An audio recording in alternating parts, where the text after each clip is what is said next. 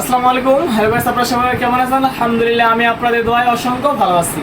সবাইকে জানাচ্ছি সিয়াম ভাই ভ্যারাইটিস বিজনেসের পক্ষ থেকে অসংখ্য ধন্যবাদ। আশা করি সবাই একটা ভালো আছেন। আজকে কিন্তু আসলে নতুন নতুন কিছু টপিক নিয়ে কথা বলবো, যে সেই টপিক বিষয়গুলো হচ্ছে, আমি কিন্তু অনেকবারই বলছি আমি আমার দোকানে ফার্নিচার বিক্রি করব, দোকানে ইনভেস্ট মানে রাইখাই না। ওকে, যাই হোক, আমি কিন্তু এই মাসে অনেক কল্পনার পরে আমি কিন্তু আমার দোকানে ফার্নিচার অলরেডি উঠে ফেলছি। আপনারা কিন্তু ভিডিওর মাধ্যমে দেখতে পারতেছেন। আসলে আমার দোকানে যে জায়গাটা ভিতরের ফার্নিচার কিন্তু অ্যাভেলেবল রাখার পসিবল না।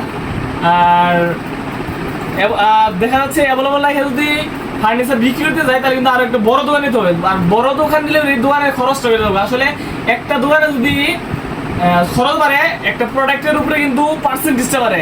আমি সেই কথা চিন্তা করে আমি যে ফার্নিচারগুলো নিয়ে আসছি, সেটা শুধু কাস্টমারকে এগুলো বিক্রি করবো, ঠিক আছে, কিন্তু কাস্টমারকে দেখাবার কি যে কোনো ফার্নিচারের গুণগত মান প্লাস সাইজ তা বোঝানোর জন্য এই ফার্নিচারগুলো দোকানে উঠিয়ে রাখছি। আর আপনারা দেখেন, ফার্নিচার কিন্তু আমি অলরেডি 5 থেকে 6টা নিয়ে আসছি। এটা একটা ক্যাবিনেট নিয়ে আসছি, আরও পিছনে দেখতে পাচ্ছেন দুটো খাট আছে, বড় বড় খাট।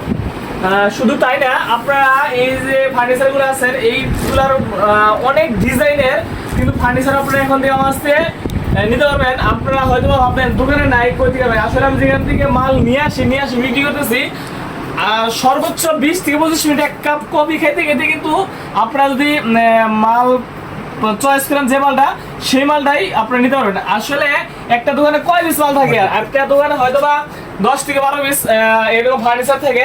আর আমার দোকানে আপনারা আসলে 50 থেকে 70 পিস ফার্নিচার আইটেম দেখার পরে একটা প্রোডাক্ট নিতে পারবেন। কিভাবে সম্ভব? একটা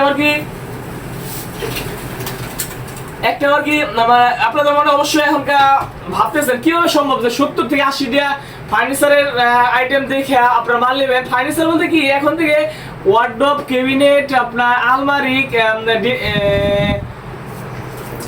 কি বলে এটা, খাট, এগুলো সমস্ত প্রোডাক্ট কিভাবে সম্ভব?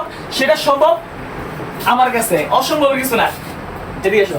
এই যে দেখেন, আমি কিন্তু এই যে একটা এলইডি স্ট্যান্ড তৈরি করছি গেছে মাসে।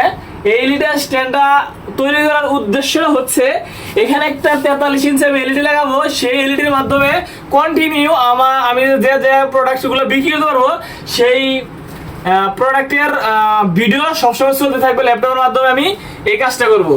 আর তাহলে বুঝতে পারছেন যে কি পরিমাণ প্রোডাক্ট আমি দেখাতে পারবো। আর আমি বেশি দূরের থেকে মাল নিয়ে আসছি না, আশেপাশে কোনো দু একটা কারখানা থেকে মালগুলো নিয়ে আসি। প্রায় 70-80 পিস আপনার ফার্নিচার আইটেম দেখে, খাট বলেন, সুকেস বলেন, আলমারি বলেন, আপনার কি এটা কি জানি, সরি, ড্রেসিং টেবিল ভুলে গেছি।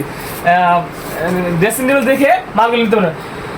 ওকে, আরেকটা বিষয় হচ্ছে, আমি কিন্তু ভাববেন যে এতটুকু জায়গা মধ্যে কিভাবে স্টুডিওর ব্যবসা করবো। স্টুডিওর জন্য কিন্তু আমার জায়গাটা আছেই, চিন্তার কোনো কারণ নাই। অনেকে স্টুডিওর মাল দেখে ঘুরে যাচ্ছেন, ঘুরে যেতে হবে না। আমার স্টুডিও অলরেডি স্টার্ট আগের মতোই, এখন আরো আপডেট করছি।